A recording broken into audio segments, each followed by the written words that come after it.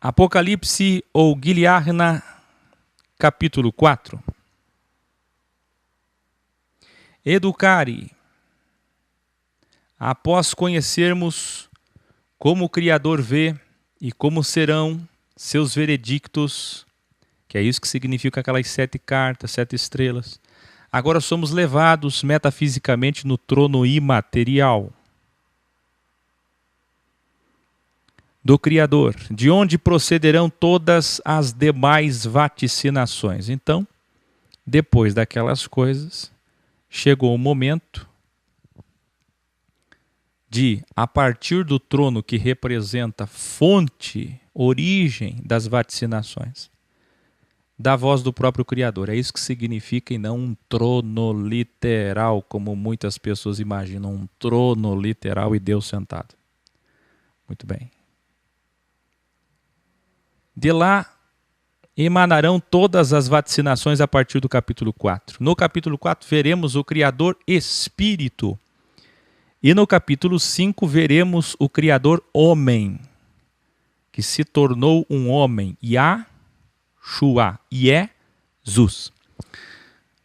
Escreva aí, Yah é o capítulo 4, Shua é o capítulo 5. Dualidade. Ou você pode trazer para o latim.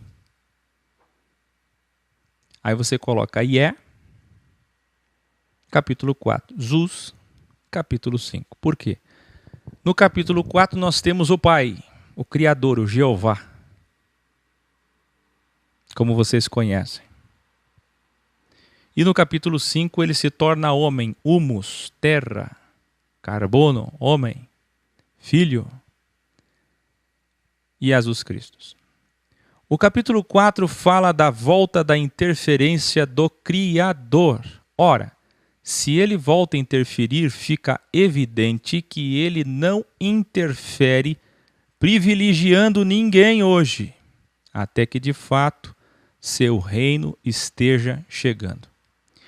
Quem lembra que o Áquil sempre ensina que Deus vai voltar a interferir só na grande tribulação? Hoje ele não toca em lugar nenhum, não adianta orar, rezar, se jogar no chão.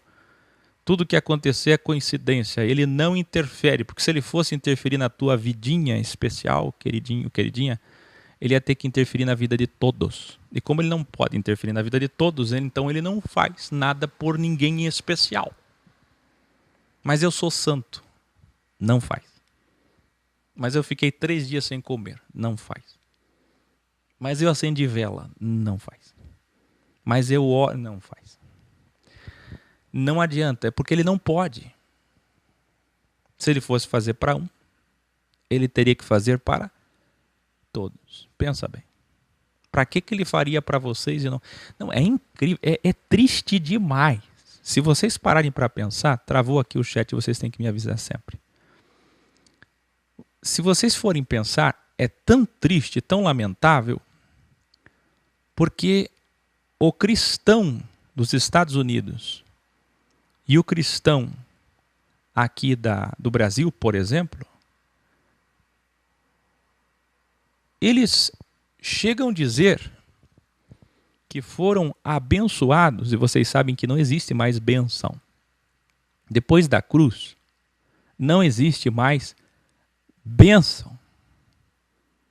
Por quê? Porque a graça é a bênção definitiva. Então acabou a maldição e a graça é a bênção vitalícia. Quem lembra?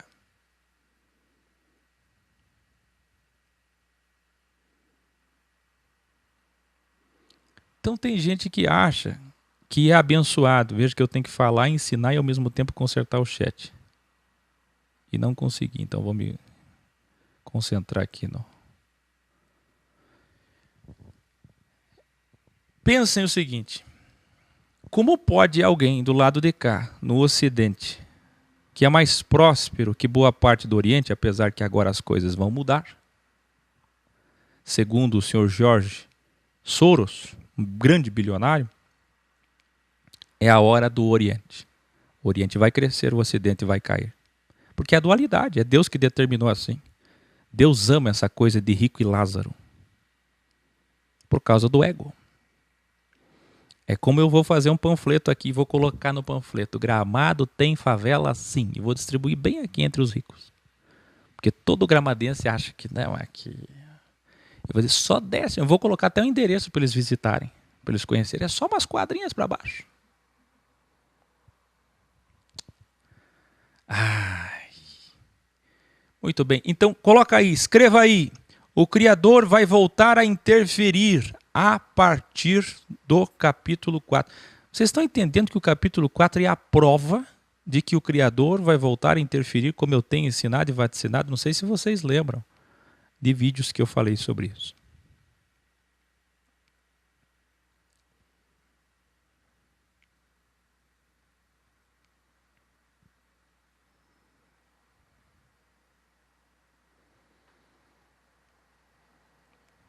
Nós vimos no grau anterior que o termo guardar é, na verdade, permanecer. Portanto, Apocalipse 3:10 não fala de rapto secreto. Para entender isso, você tem que colar o grau anterior. É permanecer e não guardar. Não é que haja um problema com o termo guardar. Até poderia ser. Mas há aqueles que vão usar dos sinônimos da raiz, dizendo que é um sequestro, arrancados com violência. E aí eles vão, vocês que já foram místicos pentecostais, eles vão dizer que é o arrebatamento, que é mais uma doutrina de privilégio. Imagina que Deus vai interferir para esses especiais do Brasil, dos Estados Unidos, arrancando-os da terra e deixando os outros sofrer, porque eles foram especiais, porque eles foram dizimistas, ofertantes ou sei lá o quê. Muito bem. Arrebatamento é um termo e uma crença mística que não existia antes de 1830, como já revelamos nos graus. Quem lembra que eu disse que foi um padre jesuíta que criou o dogma do arrebatamento, que é de uma suposta interpretação com base em 1 Tessalonicenses 4, Tessaloniquia 4, onde eles pegam as palavras de Paulo e distorcem. Depois que esse padre fez isso, aí veio Derbe, aí veio adventistas, aí veio pentecostais. E nos últimos 100 anos, principalmente, criou-se a doutrina de duas voltas. A volta de Jesus parte A e a volta de Jesus parte B. Você está entendendo que essas coisas surgiram há 100 anos? Assim como todos os equívocos pentecostais surgiram há 100 anos. É muito recente os erros que nós temos hoje. E Jesus Cristo continua revelando a Yohanan. E agora sim vamos começar. 4, versículo 1 diz: Depois que vi os 7 candelabros representando 7 ajuntamentos, olhei e na minha frente estava uma porta aberta no céu. Tinha uma porta aberta no céu. Isso é só visão, isso é holograma, isso é representação, isso é metáfora. Vamos lá. E a voz que eu tinha ouvido na primeira revelação falou comigo novamente, numa poderosa convocação. Aí na tradução da sua Bíblia provavelmente está dizendo trombeta. Mas quando diz voz de trombeta, vejam, é impossível que seja uma voz de chofar, certo? Não tem como ser uma voz e chofar ao mesmo tempo. É que a voz fala como uma trombeta. E o que é isso no original? É no sentido de convocação. Todo judeu sabia que a trombeta era usada. Você que é militar e você que já foi militar há muito tempo atrás sabem que a trombeta é o quê? Não tinha lá o pistão? Não é usado ainda? Não usam mais o trompetinho para fazer os toques, as chamadas? Tem ainda? Tem, não tem? Toque da alvorada? Muito bem. Então, é nesse sentido, a voz como esse trompete de uma poderosa convocação. Porque há aqueles que vão mistificar isso também. Aí tem gente fazendo trombeta em igreja e mistificando todo tipo de literalidade sobre os textos. É só uma representação.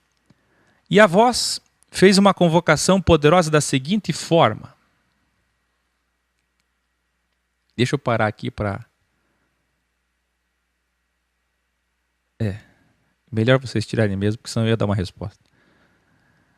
A voz disse o seguinte: suba aqui e lhe mostrarei o que deve acontecer logo depois de Laodiceia e Filadélfia. Quem lembra que Laodiceia e Filadélfia é uma bifurcação? É uma escolha. Filadélfia é fraca, pobre igual Esmirna, e Laodiceia é riquíssima, egoísta. Portanto, o Criador a considerou um delta. Quem lembra do delta? Cega, miserável e nua.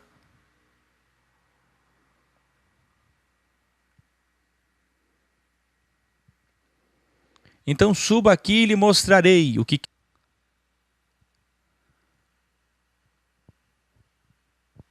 Vocês podem lembrar disso?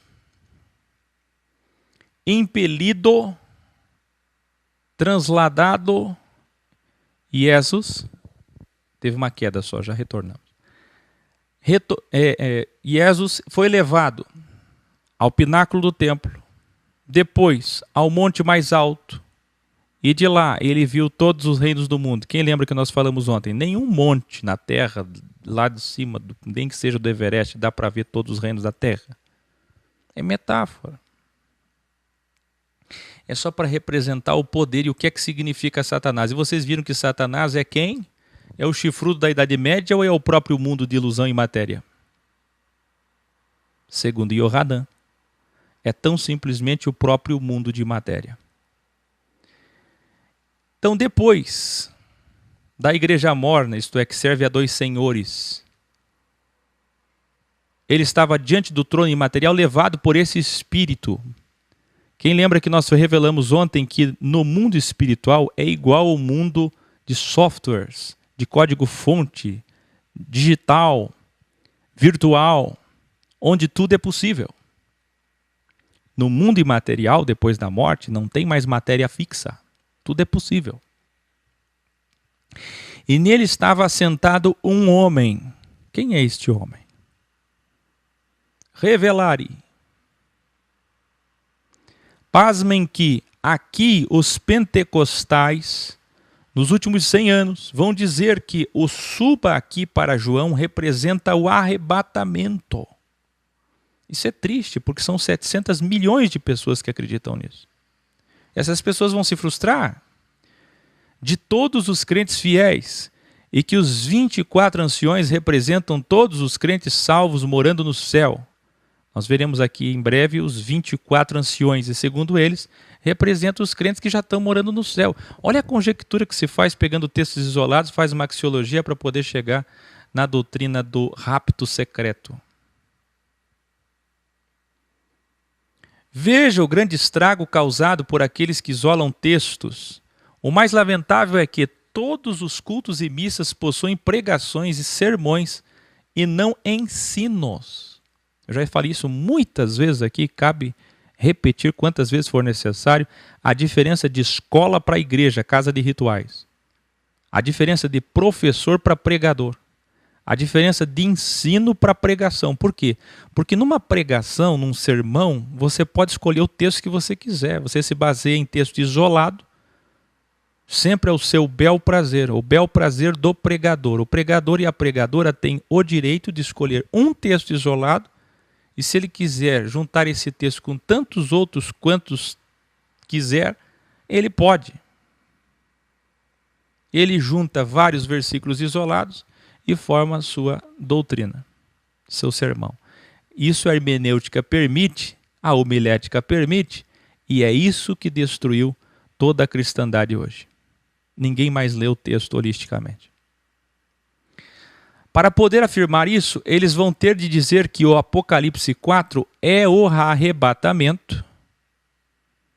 Presta atenção. E do capítulo 5 ao capítulo 19, toda vez que aparecer o termo santos, cristãos, justos, que são equivalentes, se refere aos judeus. Entenderam isso? Segundo 700 milhões de pessoas que pregam a doutrina do rapto, eles dizem, inclusive eu me lembro de uma pessoa que eu ajudei muito aqui na internet, que é o, lá de Washington, o pastor Moabel. Todo mundo diz, todo teólogo se vangloria dizendo, Capítulo 1, 2 e 3, a igreja está na terra. E no capítulo 4, a igreja foi arrebatada. Sempre se diz isso. Quem sabia aí? A partir do capítulo 4, a igreja está no céu. E os que ficaram? Tá, mas o capítulo 5, 6, 7 até o 19, do 5 ao 19, toda hora fala de cristãos na terra. Cristãos, cristãos. Mas é que eles leem na Bíblia o termo santos. E o que eles não sabem é que santos no original, é equivalente a ex, é equivalente a justos, é equivalente a perfeitos, é equivalente a cristãos, é equivalente a jesuínos, é equivalente a messiânicos. Mas aí a jogada escatológica é: até o 4 a igreja está na terra, no 4 a igreja sobe. Não tem nenhuma relação. Isso aqui é uma visagem, uma visão que João teve de uma porta. E nessa visão do holograma ele foi até aquela porta. Não tem nenhuma conotação com ninguém hoje que vai subir coletivamente num rapto secreto. E do 5 ao 19, aí eles dizem, toda vez que aparece justos, santos, se refere a Israel. Olha que incoerência. Aí eu fiz isso aqui para vocês entenderem. Ó, leia aí. Olha isso. Se depois do capítulo 5 é que será para os judeus, como é que fica a incoerência do foco, do destinatário do livro de Apocalipse? Quem entendeu? Quem lembra do primeiro grau do Apocalipse, que eu comecei Apocalipse 1, grau 300, falando que o foco do livro de Apocalipse, aliás, de toda a Bíblia, mas o foco do livro do Apocalipse é judeu. Para quem que é? Qual o destinatário? Judeus. Vocês estão vendo aqui a todo momento, eu provo a todo momento. Hoje, muitas vezes eu vou fazer isso. Então, que incoerência, não é? Aí, a partir dos 5, toda vez que aparecer santos, se refere aos judeus. Portanto, esse é o grande equívoco para aqueles que ainda são crentes no pré-tribulacionismo. O grande perigo de isolar textos e de literalizar metáforas, meus queridos, apenas metáforas. Gran revelare, isso aqui é muito importante. Na maior parte do tempo, isso aqui é importante, você precisa guardar isso. Na maior parte do tempo, o Apocalipse está revelando Jesus Cristo como Messias para os judeus. O foco não é os judeus? Então, é uma revelação de Jesus Cristo para o povo mais difícil e obstinado da terra, chamado judeus, para que no final, bem no final, eles reconheçam ele como Messias. Eles só vão reconhecer no final, certo? E não predizendo o futuro. Então, a todo momento vai vir gente que acha que entende Apocalipse ou quer entender o Apocalipse e fica por aí dizendo assim: que o que é o boi? O que é a cara de águia? Como nós vamos ver hoje. O que é a cara de leão? O que é que significa a estrela? Nem tudo significa futuro, predição, vaticínio. Quase nada, para dizer a verdade. Porque a maior parte do tempo, o Apocalipse está se revelando aos judeus. Por isso que eu comecei o Apocalipse dizendo o foco é nos judeus. Quem abre alguma coisa com a visão errada nunca vai entender. Porque acima do conhecimento está a visão. Por isso que as pessoas, quanto mais lê Bíblia, mais confusas elas ficam. Porque falta a visão de enxergar para quem é. Qual é o destino? Lembra dos graus 146 ou 199 dos dias de Jesus? Que eu sempre dizia, para quem é? Toda vez que Jesus falou alguma coisa, é para alguém. O problema do Bíblia, do legalista, do crente, do evangélico, sei lá, ele pega a Bíblia e ele quer tudo para ele. É tudo para ele, é a palavra de Deus, é a palavra de Deus, é a palavra de Deus para mim, é para mim. Não é para você. Não é para você. A essência é, claro, a essência. Nós conhecemos como Deus pensa, como Deus é, como Ele vê por ali. Mas só. Eu vou repetir isso aqui, que isso aqui é muito importante. Na maior parte do tempo, o Apocalipse está, você pode escrever isso, está revelando, pode tirar um print disso, está revelando Jesus Cristo como Messias para os judeus. e não predizendo o futuro.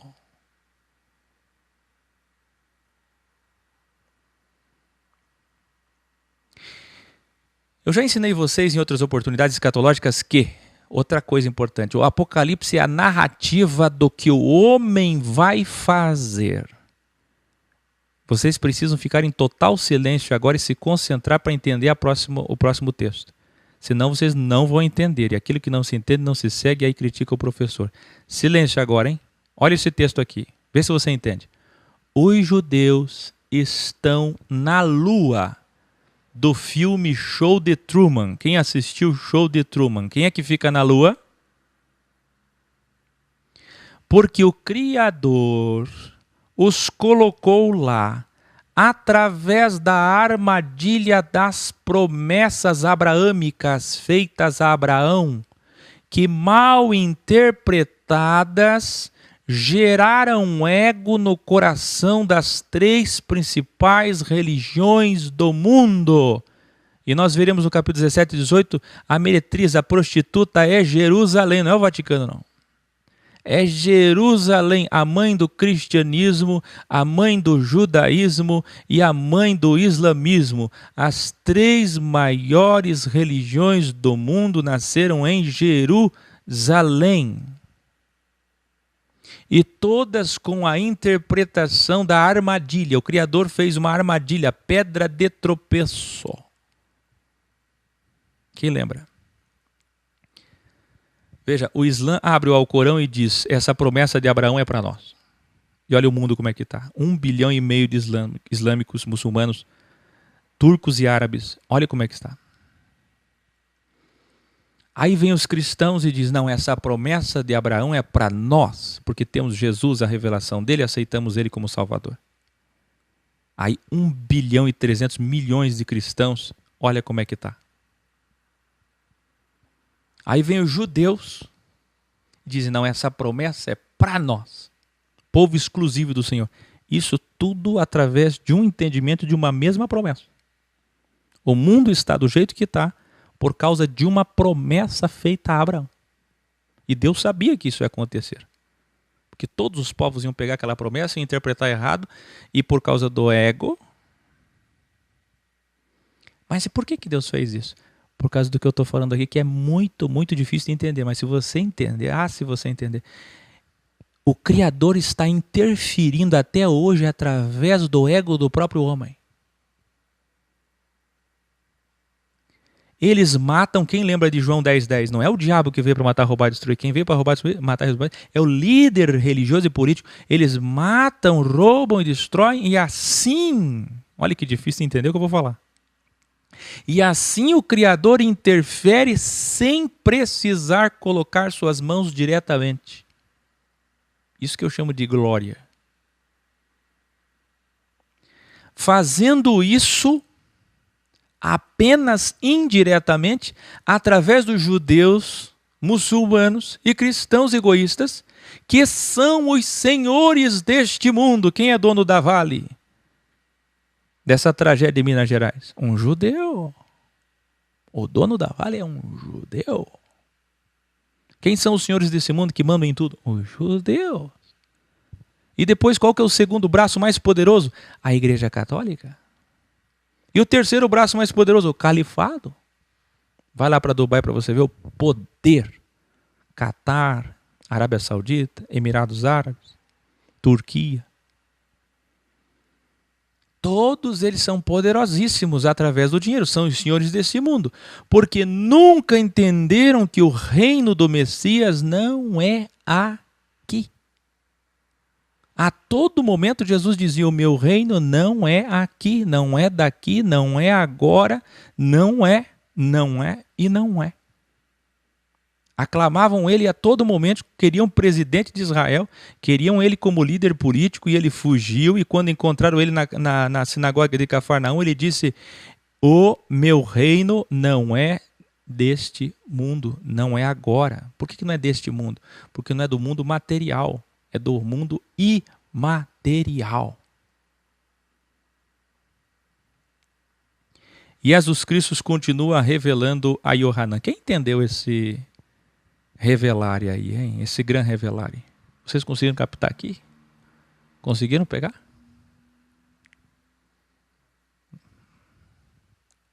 É bom ter plateia que a gente tem uma base, né? Por isso que eu quero o Café X. Vocês conseguiram aí? Quem conseguiu captar isso? Que o Criador não precisa interferir, primeiro porque ele fez tudo perfeito, já interferiu em tudo que tinha para interferir lá atrás. Que ele fez as leis metafísicas, ação e reação, então ele não precisa mais interferir. Tudo que ele fez é perfeito. Tem ação e reação, o campo quântico é perfeito, positivo e negativo. Quem lembra do meu vídeo que eu digo, se você estiver sempre perto de pessoas positivas, você vai ter saúde. Se você estiver sempre perto de pessoas negativas, você vai ter escolhas ruins, má influência, má referência e doença. É uma escolha. O Criador não tem nada com isso. Ele fez o positivo, fez o negativo. Que a saúde se afasta de gente negativa. É incrível, mas é puríssima a verdade. E Jesus Cristo continua revelando a Yohanan. Era o nosso sumo sacerdote. Quem é que estava sentado no trono? O nosso sumo sacerdote. Ai, ai, ai. Não era para estar Jeová ali e depois Jesus do lado, à direita? Não tem a trindade? Não era para estar Jeová, o mais velho, o mais brabo e o mais poderoso e o maior. E do lado um trono menor. Mas quem está sentado ali é quem? Escreva aí. Quem está sentado ali é Jesus Cristo. Então cadê o Pai? Sim, meus queridos, não tem pai e filho. É metáfora. É o Pai que se fez filho. É isso que os judeus não entenderam até hoje. Diz lá para os trinitários e vocês que ainda insistem em acreditar na trindade católica, criada para agradar os pagãos por Constantino no século IV. Diz para eles que quem está sentado aqui em Apocalipse 4 no trono é Jesus Cristo. Era o nosso sumo sacerdote com o resplendor, olha o original, vermelho como o sangue do jaspe. Queridos, o jaspe ele pode ser tanto amarelo, como pode ser vermelho, como pode ser imiscuído vermelho e amarelo, mas não tem outra cor. Está entendendo? E do sardônio. Sardônio é sempre vermelho como sangue. Então, resplendor vermelho como sangue do jaspe e do sardônio, que também é um vermelho cor de sangue, que representa seu sangue para nos dar vida eterna, representa a expiação dos nossos erros. Quem entendeu? Duas pedras. Essa é a aparência dele. Não tem pedra nenhuma lá. João só está tentando citar alguma coisa que você conheça, ou que as pessoas conheciam isso há 1900 anos atrás, para as pessoas entenderem qual é a aparência desse homem que está sentado no trono. A aparência deste homem é dessas duas pedras que são vermelho como sangue. Pasmem, senhores e senhoras, mas o que tem de gente na internet citando esse texto e dizendo que Jesus é negro por causa desse texto. Se a aparência dele é de jaspe, jaspe é marrom vermelho, marrom avermelhado, então ele é negro. Não, queridos, não é nada literal. As pessoas não entendem que ali é só figurativo, não é literal. Tudo se leva no literal. Para completar o delta, por cima, um arco-íris com 7 cores, com reflexos na cor verde da esmeralda. Não tem esmeralda ali, é o verde como esmeralda. Circundava o trono. Você está vendo um delta ali? Está vendo uma pirâmide como esse anel aqui? Quem está vendo? É citado as duas pedras da aparência e em cima circundando um arco-íris. E aí é citado a esmeralda com os reflexos verdes, na cor verde. Ao redor do trono estavam outros 24 tronos com 24 anciões. E antes que alguém me corrija, anciãos e anciões, os dois estão certos na língua portuguesa. Como disse Isaías 24 e 23, veja aqui, muitas passagens aqui do Apocalipse, e Jesus Cristo está sempre remetendo a alguma outra passagem da primeira Bíblia. Aqui no caso está sendo citado Isaías 24, 23. Essa passagem dos 24 anciões não é nova. Revelare. Como a linguagem é para os judeus, a passagem de Êxodo 28, 15 ao 21 nos mostra que no peitoral do sumo sacerdote tinha 12 pedras. Quem é que está sentado no trono? Não é o nosso sumo sacerdote? Pois bem, e o que é que Jesus traz? 2 pedras, não é? Escreva aí, alfa e ômega, dualidade. Princípio e fim, dualidade. Alfa e ômega, alfabeto. Princípio e fim, que é o amém. Cronos, tempo. E se ele quiser falar de pedras, com base em Êxodo 28, ele pode falar de Urim e Tumim, do peitoral. Mas ele pode falar do que ele está falando. Jaspe e sardônio, porque era a primeira e a última pedra. Das 12 tribos, cada pedra para cada tribo, a primeira e a última. Então, quando cita essas 2 pedras, é tudo sempre de propósito, porque ele é o primeiro e o último. A expiação do começo ao fim. Quem entendeu? Muito bem. Mas é mais do que isso. Lá, os sacerdotes tinham 12 pedras preciosas, arrumadas em 4 fileiras. Você pode colocar aí, escrever aí no seu caderno de anotações, 4 vezes 3? 4 fileiras de 3, ou seja, 4 deltas, 4 pirâmides, 4 dálets, 4 anéis do Áquil aqui, ó. Sinceramente, vocês que estão colando desde o grau 146, quantos anéis isso aqui vocês já viram desde o grau 146? A Bíblia toda tem esse anel, e ainda assim até o final eu sou satanista, Beuzebu, herege. Só por causa desse anel. Eles não conhecem. Eles não conhecem. 4 vezes 3, 12. 4 fileiras. 4 deltas. E aqui Jesus Cristo tem apenas um delta, que é jaspe, sardônio e esmeralda, de pedras preciosas citadas. Quem entendeu? Que lindo, não é?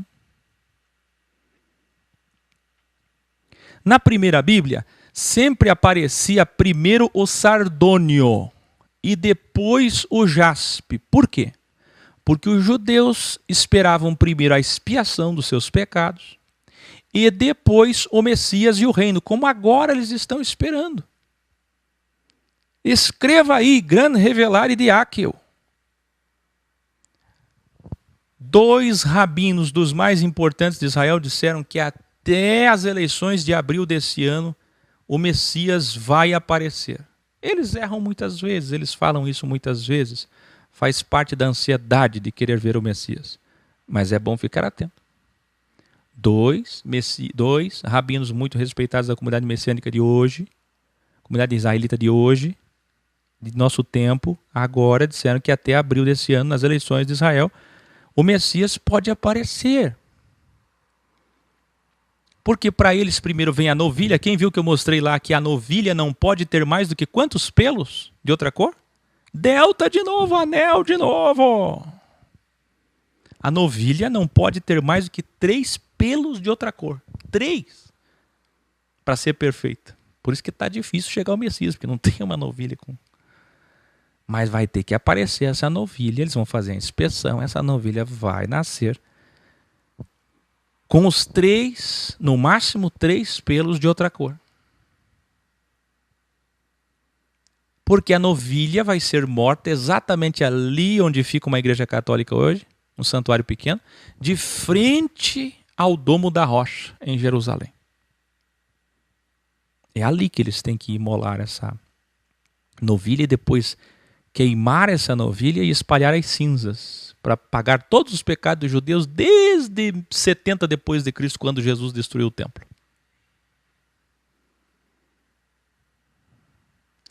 Olha a cabeça de um judeu.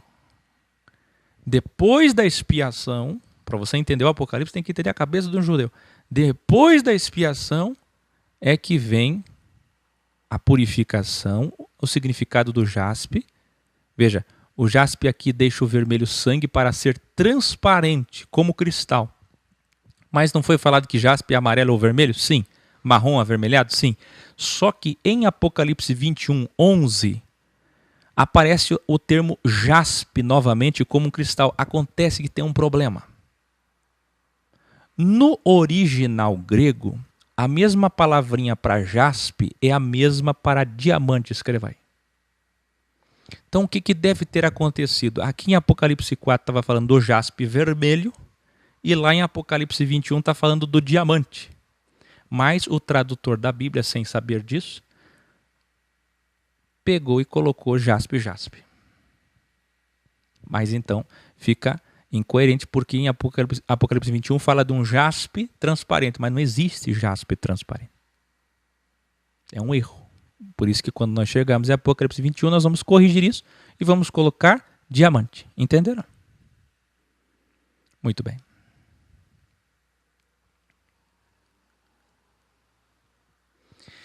O jaspe aqui então deixa o vermelho sangue para ser transparente como cristal, como veremos em Apocalipse 21, 11. O arco-íris também não aparece em vão, porque para os judeus, olha só, para os rabinos, ele é uma representação da glória do Criador. Inclusive os rabinos costumavam dizer que o homem não deveria ficar olhando um arco-íris e como as pessoas fazem, batem foto e filmam, que é lindo, não deveriam, porque eles tinham temor que representaria o pacto feito com Noé, e segundo os rabinos não deveria ficar banalizando essa imagem tão gloriosa. Isso na cabeça dos rabinos. Estão entendendo por que apareceu um arco-íris no trono? Ninguém pense que vai morrer, ninguém pense que vai morrer, vai chegar no trono, vai ver Jesus com a cor marrom avermelhado de jaspe e de sardônio, e atrás dele um arco-íris. É só representação. Entenderam? É só para que os judeus identifiquem tudo aquilo que eles aprenderam na literatura deles rabínica. O delta de pedras representam em ordem a expiação. Olha o delta. A expiação, a promessa e o cumprimento. Quem entendeu?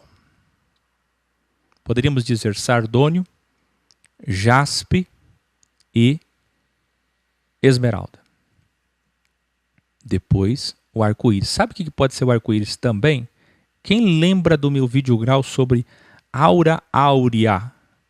A aura do Criador com reflexos de esmeralda. Porque é interessante que esse arco-íris tem reflexos de esmeralda. Quem aqui já viu uma esmeralda? Ela é linda, não é um verde qualquer. Então esses reflexos de esmeralda podem ser, na verdade, uma aura. Nós todos temos uma aura metafísica que nós não vemos, mas essa aura apareceu para João, em cima de Jesus, uma aura. Por que a aura apareceu? Porque os judeus acreditavam que a aura aparecia em cima de pessoas ungidas, especiais e perfeitas. Então tudo isso tem significado para os judeus. De repente esse arco-íris com reflexo de esmeralda não era um arco-íris, mas uma aura. Entendeu?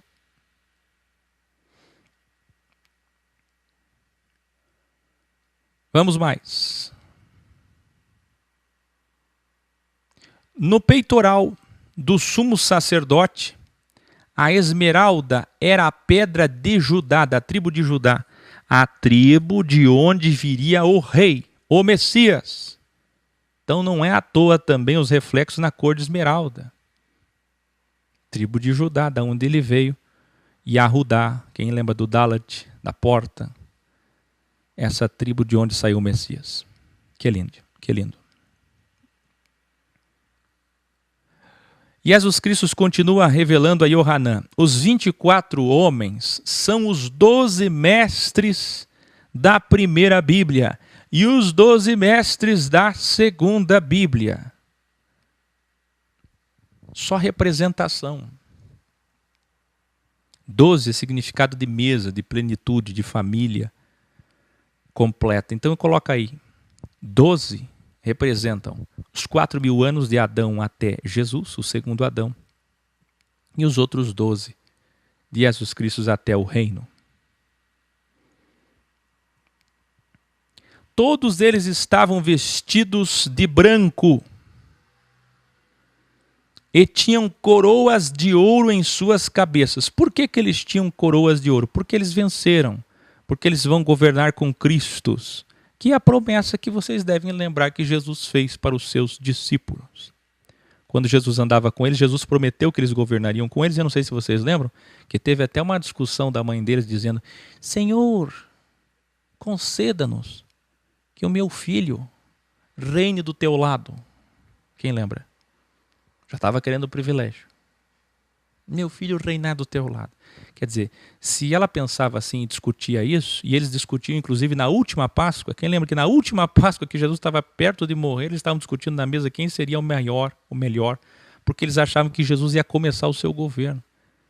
Jesus, muito sagaz na mesa, disse assim: queridos, está chegando a hora, eu serei exaltado. E eles pensaram: pronto, começou. Agora pronto, todos nós seremos políticos, governantes, poderosos. Ele vai reinar, vai dominar o mundo. E nós vamos ter nossos ministérios. Ministros do governo mundial. Errado. Quando ele falou que estava sendo exaltado, que ele seria exaltado, que ele seria levantado, ele estava dizendo que ele seria exaltado, levantado na cruz. Que armadilha. E eles não entenderam. Se nem os discípulos do lado entenderam, imagina os demais judeus. Imagina vocês cristãos. Vocês fazem a mesma coisa, pegam as palavras de Jesus: serei exaltado, não entendeu. A coroa não é aqui. A coroa é ali. A coroa é para quem venceu. Então representa os vencedores da primeira Bíblia e os vencedores da segunda Bíblia. Revelare, e não quem foi arrebatado, pelo amor de Deus. Na adoração e no culto do templo de Jerusalém havia 24 turnos de levitas que se ocupavam alternadamente para seus afazeres, deveres religiosos, como está lá em 1 Crônicas 24. Percebe-se claramente, mais uma vez, que a linguagem toda metafórica é para que os judeus se convençam de que Jesus Cristo é o Messias, é o Rei, é o Criador. Entenderam isso? Por que 24? Porque era exatamente uma guarda de vigilância de 24 homens que fazia o trabalho levítico. Eles fizeram isso durante 1500 anos. Então, quando fala 24, o judeu entende. Você não entende, o judeu entende. Muito bem. E Jesus Cristo continua revelando a Yohanan: do trono saíam relâmpagos. Na tua Bíblia está assim: relâmpagos, trovões e vozes. Escreva aí: outro delta. Mas como tem delta, né? Tudo é feito de delta. Olha isso. Do trono saíam relâmpagos. Isso aqui é ciência. O relâmpago provoca o trovão. Então, esses relâmpagos provocavam trovões. E esses trovões, segundo o próprio texto, eram as próprias vozes do Criador. Não eram trovões, eram como que trovões. De juízo. Então veja bem o delta. Relâmpago, você pode escrever aí? Relâmpago provoca trovão e trovão provoca a voz. Ou melhor, relâmpago, depois trovão, e o trovão é a voz de juízo. Os três. Na frente do trono estavam 7 lâmpadas de fogo acesas, que representam todos os espíritos do Criador. Quem lembra? 72 espíritos, 72 hormônios, 72 emanações, 72 virtudes. O mundo inteiro é feito de 72, 72, 72, 72. E o que é o 7? Que nós ensinamos lá no grau 301. O 7 representa a incógnita. Hoje, na matemática é x, y, z. O 7 tinha o mesmo significado. Os anjos também são planetas. É tudo representação. Também diante do trono havia algo que lembrava um mar. Pasmem, que vai ter muita gente por aí, assim como tem aqueles que acham que o Espírito Santo é uma pomba, Assim como tem aqueles que saem por aí assoprando o microfone dizendo receba o Espírito, já viram? Receba o Espírito. Desculpa assoprar aí na tua televisão, saiu o som muito alto aí na tua casa. Assopra e diz que o Espírito é um vento, mas Atos 2, Marcelerren diz que era o som de um vento. Diz que o Espírito Santo é pomba, mas o texto diz que era como uma pomba. É difícil, né? E aqui lembra um mar, tem aparência de um mar. E não é que vai ter gente saindo por aí fazendo música, vocês devem lembrar até de algumas músicas e gente que prega por aí, dizendo que na frente do trono de Deus tem um mar. Não tem mar lá. Aproveita aqui que lá não tem mar. É como? É só para representar, porque ele não sabia dizer o que ele estava vendo, era muito difícil de descrever. Lembra um mar. E não é um mar de água salgada nem de água doce.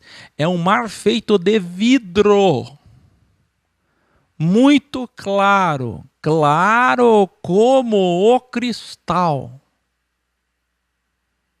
Você pode imaginar um grande piso feito de vidro? Hoje até a gente tem na arquitetura alguma coisa assim, dá até para entender melhor. Agora imagina João vendo isso 1900 anos atrás. Aí ele falou, como um mar de vidro. Um mar, não.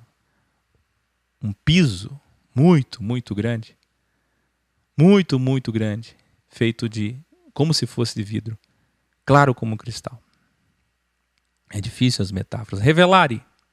Muitos judeus acreditavam antigamente que o firmamento da terra, eu falei isso várias vezes em vídeos que eu expliquei sobre os céus, em vídeos antes do grau 146, era feito de uma substância sólida. Isso aqui é importante por causa dos terraplanistas. Deixa eu falar para vocês, tem um grupo de terraplanista por aí, está crescendo muito isso na internet, não sei se vocês sabem, mas quem planta essas coisas, assim como falar o nome original de Jesus, Yeshua, Yahushua, Yahushua, sabe quem que sempre planta esse tipo de coisa na internet? Sabe quem? Eu vou dar um palpite, começa com J. Judeu. É judeu que inventa tudo isso. Igrejado e desigrejado, conspiracionista, cai tudo nisso. A terra é plana. É uma pizza, com borda sem borda. Eu respeito vocês, os estudos de vocês, mas olha, eu sou da verdade. Eu perco muita gente por isso. É o canal que mais tem desinscritos, mais odiado. Porque eu falo a verdade. Se eu quisesse agradar vocês, eu ia no ritmo do que as pessoas estão indo. A verdade é a verdade.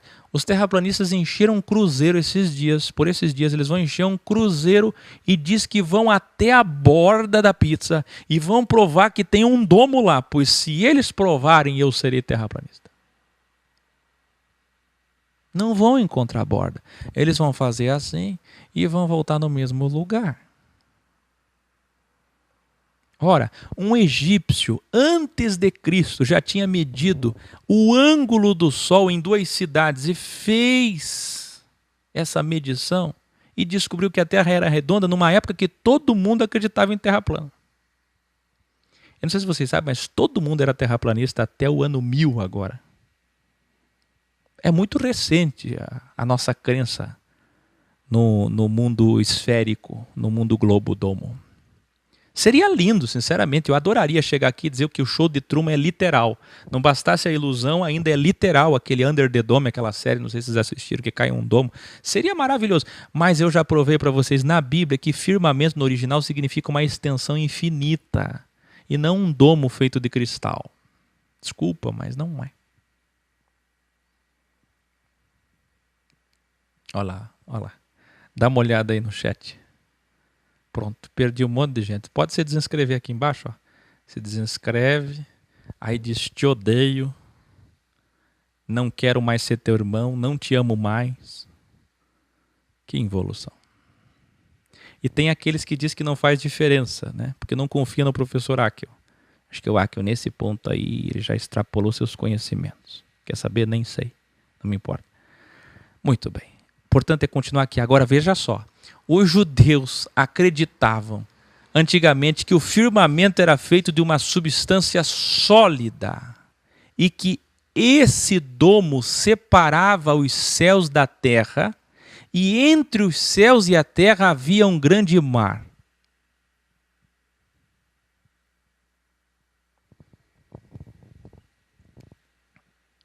Escreveram para mim ali que isso não edifica. Como que não edifica? Eu não escolhi esse assunto, eu não escolho o assunto. Eu estou seguindo o que está aqui. Os judeus, está aqui, ó. Olha a tela aí, olha aí. Olha o assunto da Bíblia. É a Bíblia quem está falando aqui, ó. Eu não sei, eu estou só seguindo o que está aqui. Olha ali. Vou ler de novo. Muitos judeus acreditavam antigamente que o firmamento era feito de uma substância sólida. Eles acreditavam. Quem? Os judeus. Eram terraplanistas, antigamente. E que esse domo separava os céus da terra, e entre os céus e a terra havia um grande mar. Os judeus acreditavam nisso. Entendeu isso? Isso só prova o quê? Isso só prova o quanto que eles estavam errados, porque hoje os judeus não são mais terraplanistas. Nenhum judeu é. Isso só prova o quê? Isso só prova que não tem mar nenhum literal. Não tem, queridos. Subiu aqui, ó.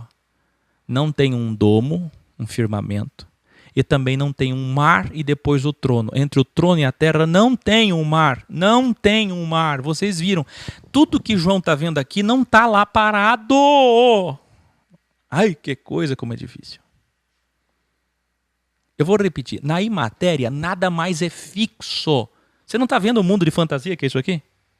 Vem um arco-íris, vem a esmeralda, vem essa cor, e vem um mar de vidro. Porque nada é fixo, é tudo visão. Vocês não conhecem o mundo digital? Eu falei ontem aqui. O mundo digital prefigura o mundo espiritual. Tudo é possível. Num código-fonte você escolhe cor, formato.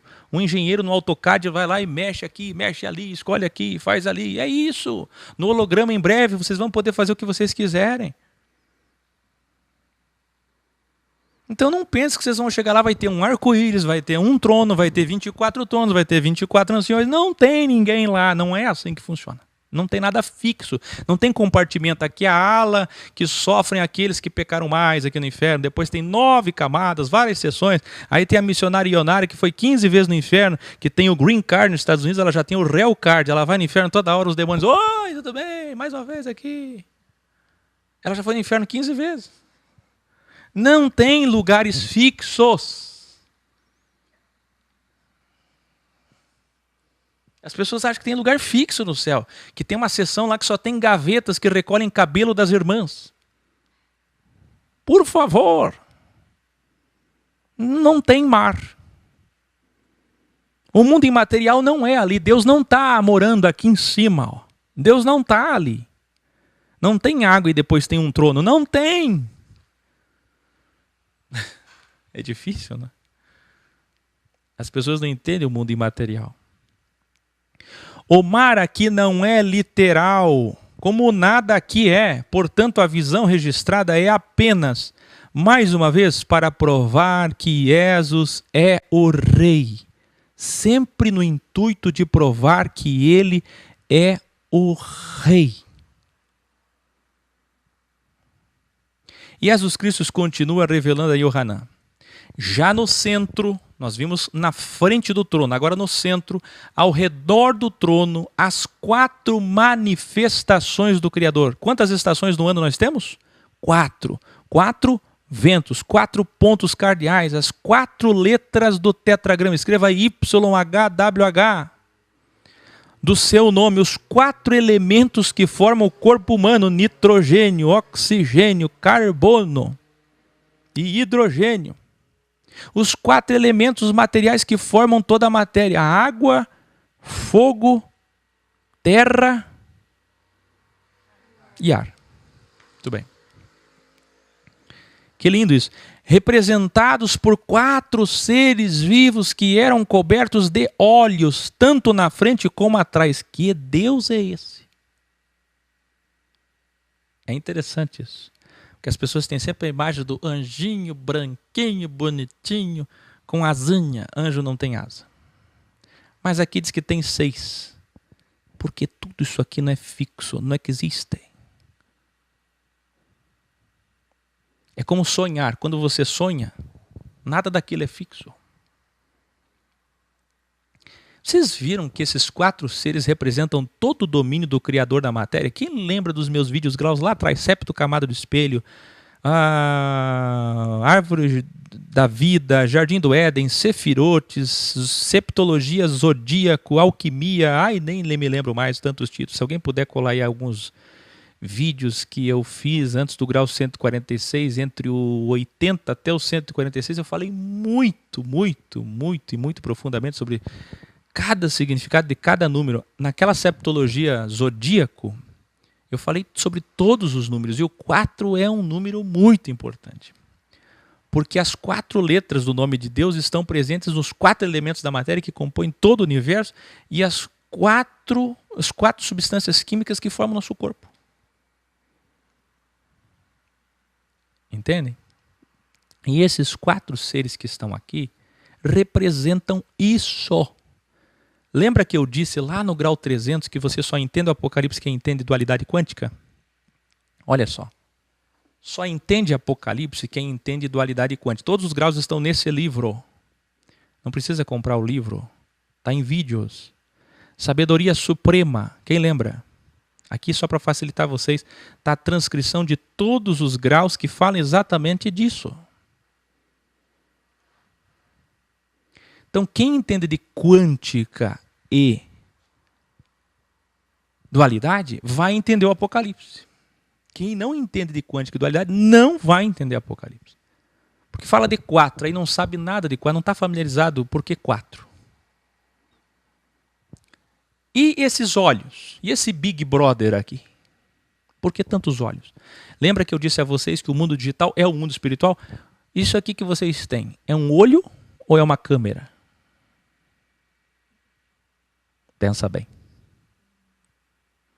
Vocês estão vendo a minha câmera aqui, né? Não vocês que estão aí, mas eles que estão comigo aqui, os 4. Parece ou não parece um olho essa câmera?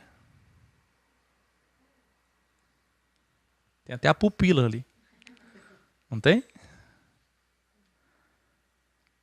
Vocês têm um olho ou têm uma câmera? Enfim, eu falei sobre isso no vídeo Cérebro. Olha só esses seres. Se vocês vissem esses seres, vocês se assustariam, não se assustariam? Vocês iam dizer assim, eu estou no inferno. Como é que pode um ser cheio de olhos, até nas costas? Isso aqui não é no céu, não. Vocês não conhecem Deus, né? Deus é aquele que fez o pernilongo, não esqueça. A muriçoca. E afinou em Lá maior.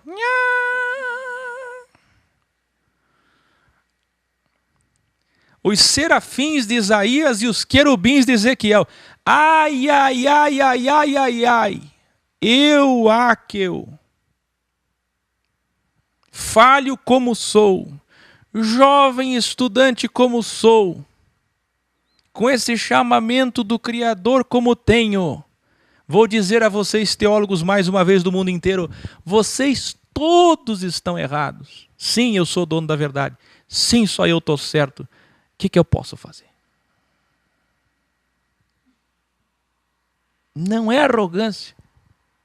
Ah, dono da verdade, o que eu posso fazer? Ainda bem, triste seria ser dono da mentira. Sendo dono da verdade, está tudo certo.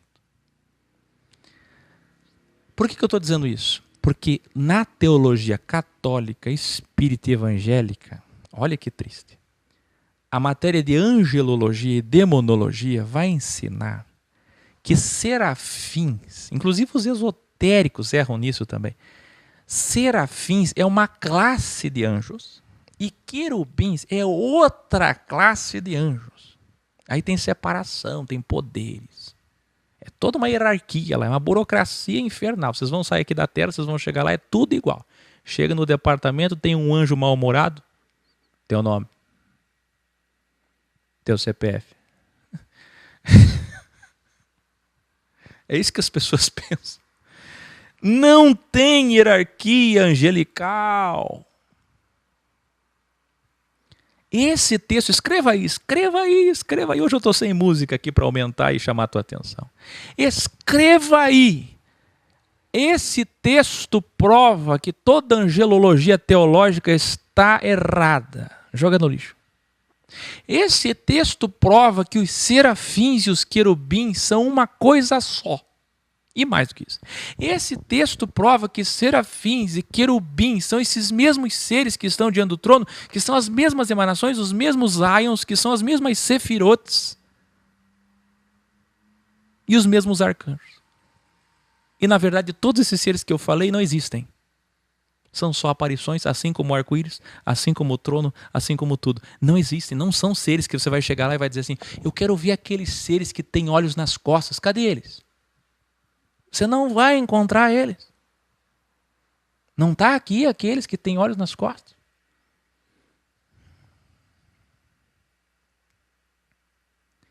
Estão preparados? Olha isso aqui. Os serafins de Isaías, quem lembra de Isaías 6? E os querubins de Ezequiel são os mesmos. Revelare. Para os judeus, os olhos representam os ofanins. Escreva aí, ofanins. É uma classificação de anjos que os judeus acreditam. Uma personificação dos olhos nas rodas da visão celeste de Ezequiel 1. Os ofanins representam aquele que tudo vê. Olho esotérico dos Rosacruzes egípcios, o único Criador. Eu e o Eloy, eu nasci em Curitiba, acho que o Eloy também, né? Ah, é, Telêmaco Borba, mas conhece bem Curitiba, né? Desde sempre. A André também é de Curitiba ou não? De Curitiba. Vocês conhecem bem ali no Santa Cândida, Tingui, na verdade, aquela sede da Amorc, Rosa Cruz. Lembra? O Rosa Cruz é muito mais evoluído que maçonaria. E eles citam um faraó poderoso que ele queria acabar com o politeísmo no Egito. Ele não queria mais acreditar em tantos deuses, não fazia sentido. Ele dizia, tem que ter um só Deus, um só Criador que fez todas as coisas. E esse faraó começou a buscar esse único Criador. Mas ele nunca encontrou respostas satisfatórias. Então os Rosacruzes, eles vão atrás desses mistérios, de que um faraó começou a entender que todos aqueles deuses que eles acreditavam, Ra, Osíris, Ísis, eram na verdade um só, que se manifestava de formas diversas. Quem lembra do olho de Horus? O olho que tudo vê. Por que vocês acham que os maçons têm esse entendimento? Os Rosacruzes, os esotéricos? Por que vocês acham que os judeus que criaram essas sociedades esotéricas têm esse entendimento? Nunca se esqueça. Esqueça da maçonaria, porque quem criou a maçonaria são os judeus. Judeus. Os judeus entendem do olho que tudo vê. Pois bem, a Bíblia está falando do olho que tudo vê. Deus não é espírito? Não é um só espírito? E a Bíblia não diz que são 7? Deus não é como nós, que tem 2 olhos, sextra e dextra. E aqui não diz que são muitos olhos? Está vendo que tudo é nada? Não tem lógica lá na imaterialidade. As coisas não seguem uma lógica. Por quê? Porque não importa. Lá tudo é possível em matéria de imagem, de aparência, de formação, de criação. Tudo é possível. Quer que eu prove? Gênesis 1. Disse Deus, Fiat Lux, haja luz. Código fonte, enter, play.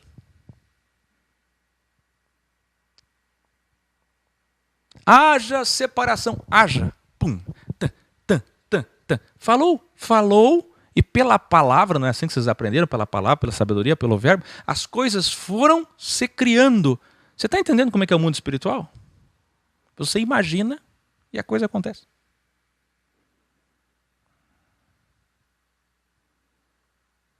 Então não adianta querer entender céu, depois da morte, pensando como nós pensamos hoje. Nessa mente limitada. Os ofanins representam aquilo que tudo vê, o olho esotérico. Olha que coisa. No Apocalipse de Abraão, olha isso. Quem diria, mas esse texto aqui de Apocalipse 4 está citando um texto de Apocalipse de Abraão, de 1 Enoque, de Ascensão de Isaías, outros livros mais antigos que os judeus conheciam, que eu já disse isso. No Apocalipse de Abraão, além dos olhos, eles tinham 6 asas, ou seja, eles eram serafins, querubins e ofanins ao mesmo tempo. Eu estou dizendo que João está citando, e Jesus Cristo, na verdade, está citando, ditando, e João está escrevendo um texto que foi copiado do Apocalipse de Abraão. Por quê? Porque o Apocalipse de Abraão é um livro antigo, mais antigo que esse Apocalipse feito no tempo de Domiciano, entenderam? Como é que funciona a lei dos direitos autorais? Quem tem a originalidade? Quem veio antes. O Apocalipse de Abraão veio antes. Então, esse Apocalipse aqui copiou o texto de Apocalipse de Abraão, e lá em Apocalipse de Abraão disse que os olhos e as asas, os serafins, querubins, ofanins, era tudo a mesma coisa. Então não pense que vocês vão chegar lá e vai dizer assim, agora quero ver os querubins. Onde é que fica a ala dos serafins? Agora quero ver os anjos. Agora quero ver os arcanjos. Agora quero ver os tronos. Não tem.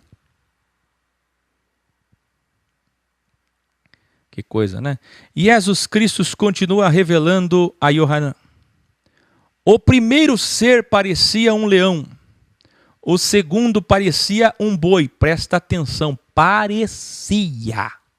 E não é que tem gente por aí já fazendo música, pregação, escrita e cristão por tudo que é lá, dizendo assim, o que é aquele leão, aquele boi, aquele homem? Não é leão, não é boi, não é homem. Presta atenção.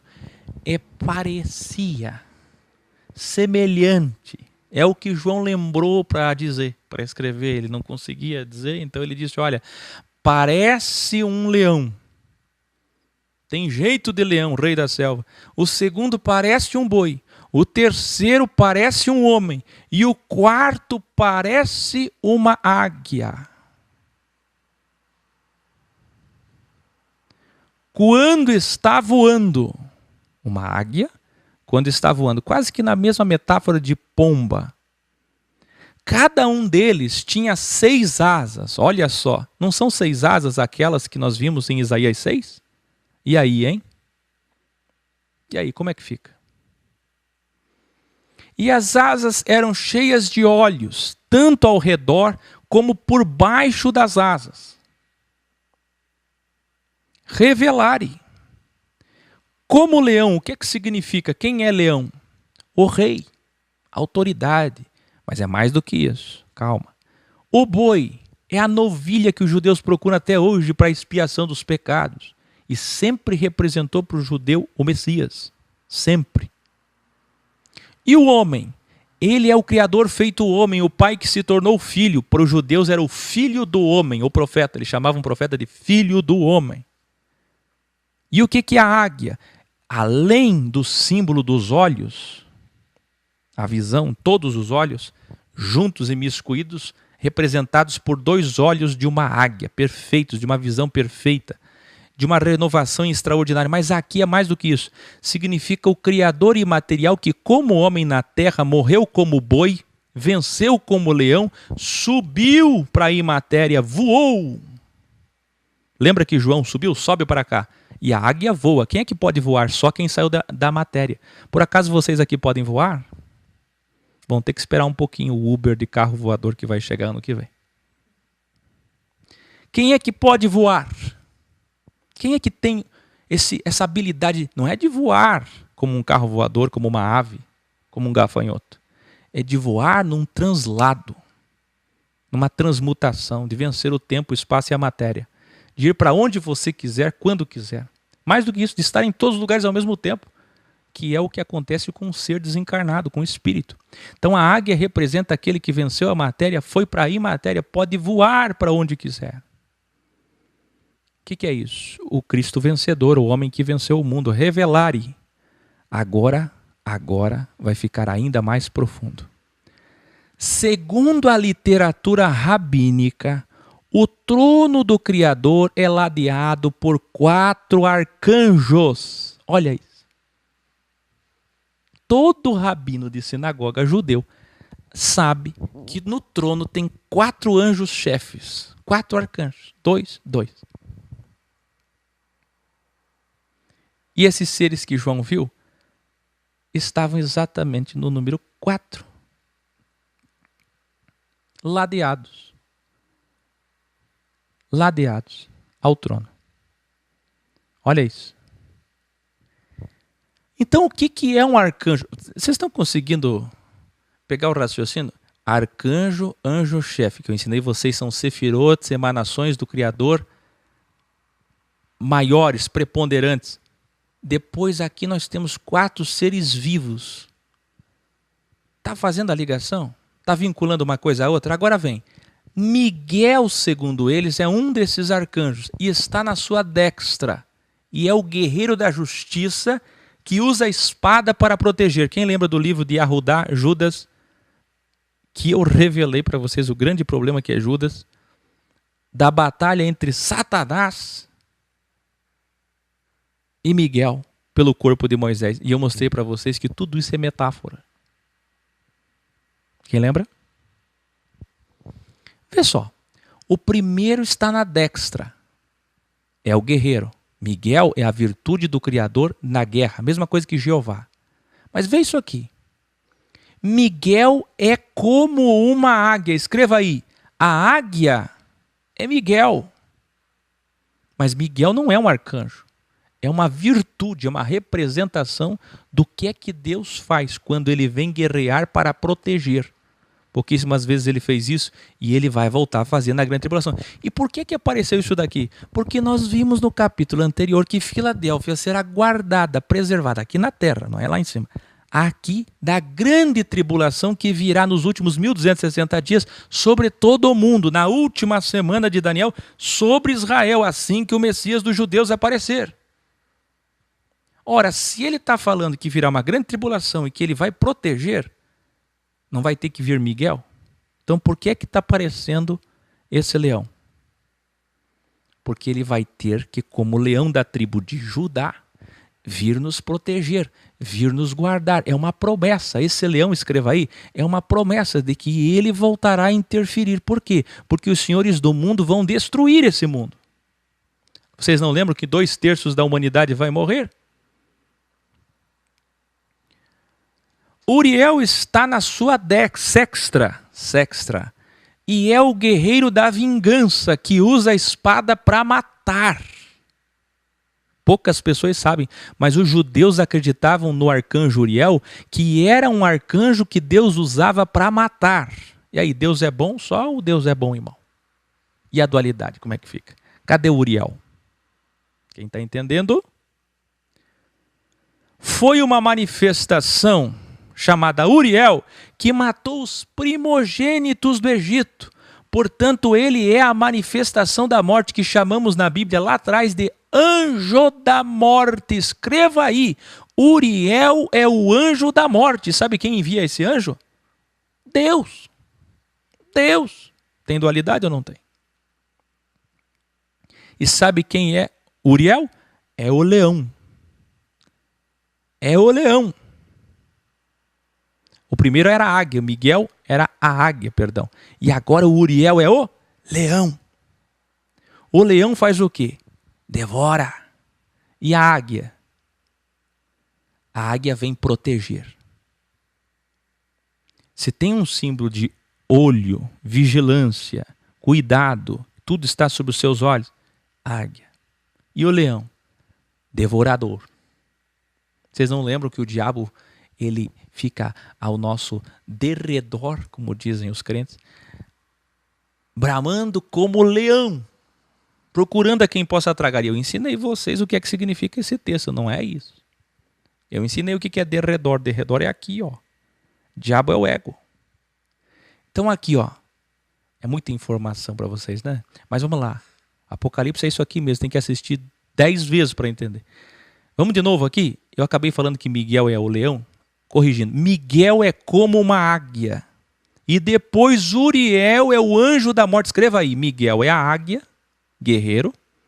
Depois escreva, Uriel é o anjo da morte. E Uriel é o leão, o devorador. Então, em outras palavras, onde é que o diabo está? Ai, ai, ai, ai, ai, ai, ai. À esquerda de Deus. Quem lembra que eu falei que o anticristo é a mão esquerda de Deus? Escreva aí, Uriel é o próprio anticristo que virá e vai encarnar. Vocês não lembram do 666? É o próprio Criador que vem de novo para fazer o juízo.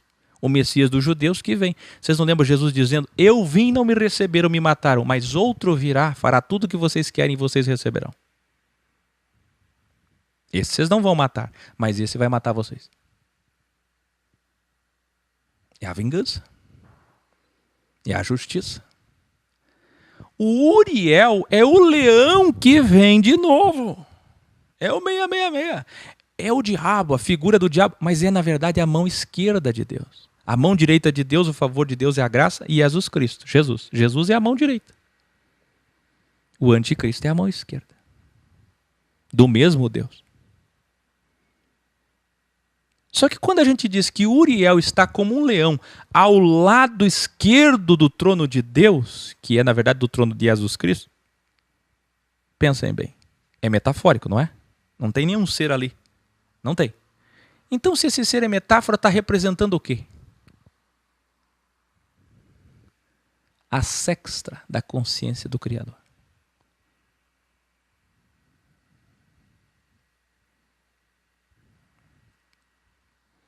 Lembrem-se sempre como tudo começou. A proposta da primeira serpente foi: querem ser como Deus? Conhecer o bem e o mal? Essa é a imagem e semelhança. Aí vem Gabriel, que está na sua frente e é o mensageiro. É o pregador, é o profeta. Gabriel é como um homem. Para ser mensageiro tem que ser homem. Gabriel é homem, escreva aí. Rafael está por trás e é o curandeiro, a cura. Rafael é como o boi. Por quê? O boi foi a cura, a expiação, a novilha sacrificada na cruz. Isso tudo só prova que os anjos são manifestações do próprio Criador. Angelofanias, epifanias, teofanias. Lembra dos anjos? Lembra? Jacó, a escada pirâmide que subia e descia, ele lutando contra o anjo. Da onde que vai lutar contra anjo? Por favor. Abraão recebendo 2 anjos, 3 anjos, e 2 vão para a casa de Ló, e um que fica ali se dobra diante daquele anjo. Que anjo é esse? Então, quem são esses anjos? São manifestações do próprio Criador. Lembrem-se que o Criador é espírito. Espírito. Espírito. E o que é espírito? Esse é o problema. Espírito também não é espírito. Espírito é um nome dado para a gente tentar entender. É difícil, né? Ele precisa de um corpo. A única coisa que nós sabemos é que espírito não tem corpo material. Não é matéria, porque é antimatéria. E se precisa de um corpo, vem em formato de anjo, vem. Pensa bem, Deus é espírito, aí ele quer falar com o homem, ele quer interferir na história. Como é que ele vai fazer? Ele tem que usar algum ser. E na poesia, sem perder a beleza, eu vou me manifestar, vou fazer a figura de um anjo. Um homem como eles, com luz e com vestes brancas. Não cai bem? Incrível. Mas não existe um anjo. É só a forma que ele vem. É como, por exemplo, no espiritismo as pessoas costumam ver alguém, a aparição de alguém no quarto, por exemplo, ver um espírito com uma roupa branca em outro corpo, de outra forma. É possível. Acontece isso entre os espíritos. Isso na crença espírita. Mesma coisa. Porque o importante não é a aparição, mas a mensagem. Entende? Isso é só para vocês entenderem a questão espiritual. Como é que se dá a espiritualidade? E Jesus Cristo continua revelando a Yohanan. Você vê, são só 11 versículos e nunca termina, né? 24 mestres, 24 horas, 24 asas, 24 olhos. Mas a Bíblia não diz 24 olhos. Sim, olhos na frente e atrás, faz as contas. 7 cores e 4 seres. 4 seres que repetem sem parar por 24 horas do tempo do homem, o Cronos. Isto é, uma vez a cada hora. de dia e de noite, dizem: perfeito, perfeito, perfeito. É isso que significa santo. É o Senhor, o Criador absoluto, que é o passado, presente e futuro. Porque Deus é o próprio tempo. Eu já falei isso para vocês. Deus está além do espaço, tempo e matéria. Deus é exatamente a existência além do espaço, tempo e matéria. Escreva aí outro delta. Passado, presente e futuro. Deus é o próprio presente, o passado e o futuro. Por isso que vocês têm déjà vu, prescrevu. Eu já tive aqui. Deu falha no holograma.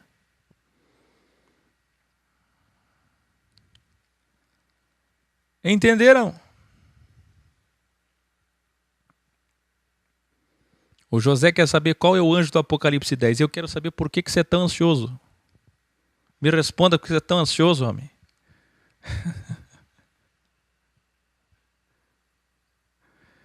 Cada vez que os 4 seres repetem essa frase de honra, os 24 mestres, 12 e 12, dualidade, se prostam diante do Criador eterno, assim como os reis raramente reconheciam alguém superior, e quando reconheciam, depositavam suas coroas, assim também os 24 mestres depositavam as suas coroas diante do trono. Isso aqui é muito importante. Por que tem isso aqui? Porque, queridos, naquela época não tinha presidencialismo, semipresidencialismo, nem 503 deputados, 81 senadores, pelo amor de Deus. Naquela época só tinha monarquia, monarquia, monarquia, monarquia. Então a linguagem que se usava política era monarquia, monarquia, monarquia. Era da cultura do judeu e do romano, muito claramente, que na história, pouquíssima, mas nunca que um rei ia tirar sua coroa para alguém. Mas quando um rei era capturado por outro numa guerra, levado cativo, ou quando encontrava alguém superior a ele, que ele considerava superior, mas muito raramente, ele pegava a coroa, tirava e depositava, em sinal de total humilhação. Imagina um rei tirando a sua coroa.